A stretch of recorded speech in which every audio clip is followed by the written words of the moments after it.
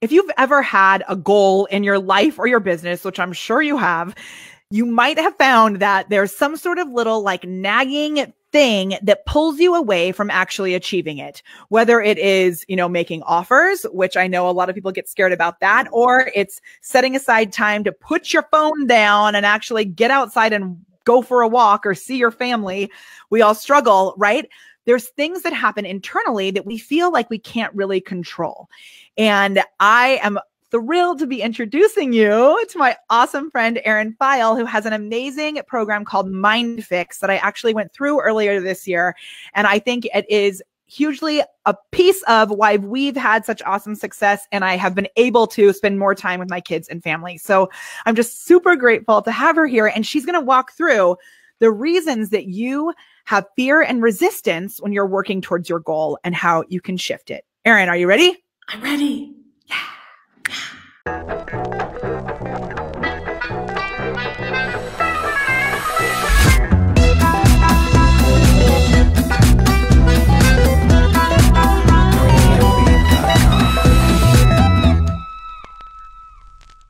Okay, now this was all recorded over on our Facebook page, and we are doing a speedy recap here. So whether you're watching this on YouTube, listening to it on Alexa, a podcast, LinkedIn, wherever you are, this is a speedy recap. So make sure you head back over to Facebook so you can be a part of the conversation. My name is Molly Mahoney, the Prepared Performer, and this is Erin Pheil. And here we go. The first thing that Erin shared is actions are determined by our emotions and our thoughts. Tell us a little more about that.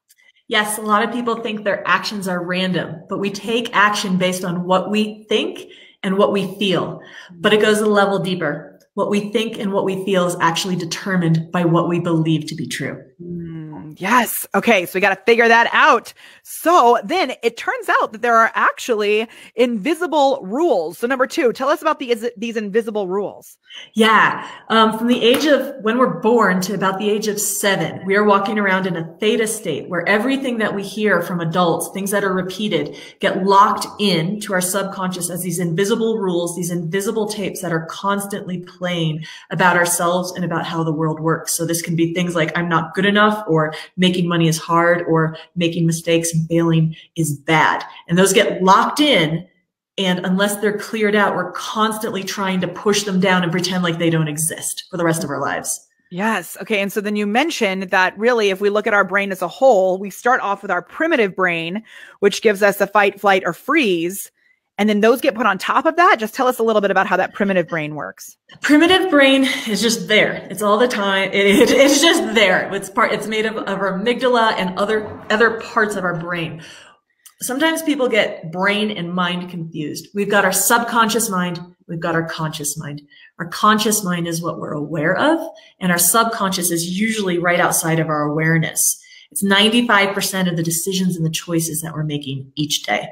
95%. Okay. And then you mentioned this already, but the 4th thing that you had said was the theta state and how those beliefs get locked in. So this is what happens between the ages of 0 and 7, but are there other ways to get back into the theta state? How does that work? Yeah, actually people who go under hypnosis are able to get back into a theta state. People are in a theta state in the first few minutes when they wake up in the morning, and right as they're falling asleep at night, which is why when we're in these hyper suggestible states, it's so great to feed your mind with like a wonderful meditation or something really positive instead of reaching for Facebook or watching a horror movie right before you fall asleep, because we're so suggestible at these different times. You want to put the good stuff in. I love it. And then we can actually lock the good beliefs in, right? And that's when like positive beliefs get locked in too. So awesome. Okay. So then on top of that, we have our conscious mind. And our conscious mind, even though it's 100% of what we're aware of, it's only like, depending on what scientist you talk to, like between 4 to 7% of our decisions and our choices that we make as we go throughout our day.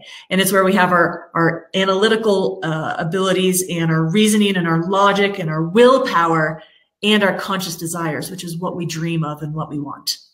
Ah, so awesome. So what we want to do is uncover and eliminate those beliefs that are holding us back. Yeah. Mm-hmm. Yeah. The stuff that's underneath the surface. Like we think we know what we believe. We think I'm powerful. I'm smart. I'm great. But underneath the surface, those things that got locked in, especially ones at early ages that are acting like these loops and these patterns and these tapes in the background, those are often wreaking havoc and kind of pulling us in the opposite direction away from where we really want to go and what we consciously desire.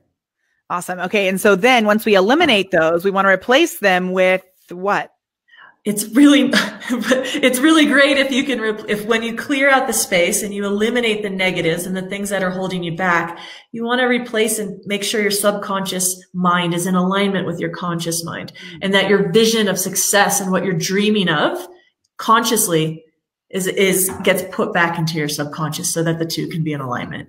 And that's where we talked a little bit about affirmations and the fact that if you are using something like powerful, affirmations, you want to make sure they're speaking in a way that it works well with all of this, as opposed to just trying to squash these affirmations on top of the negative beliefs. Yeah. Mm-hmm, mm-hmm.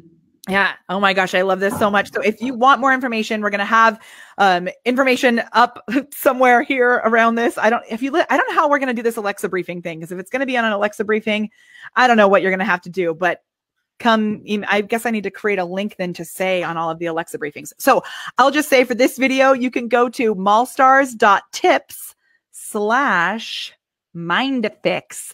And Erin, where else can they learn more about you in general? Where's the best place to connect? Mindfixgroup.com is where we have tons of information. And then I'm also pretty active on Facebook at this point, and I'm the only Erin Pheil there. It's pretty easy to find. Hooray. So awesome. So grateful to have you here. And we hope to see you over on our Facebook videos that we do on Wednesdays at 10 a.m. Pacific time. My name is Molly Mahoney. I love nothing more than helping you to unlock your inner awesome and elevate it with the magic of live video messenger automation so people can throw credit cards at your face.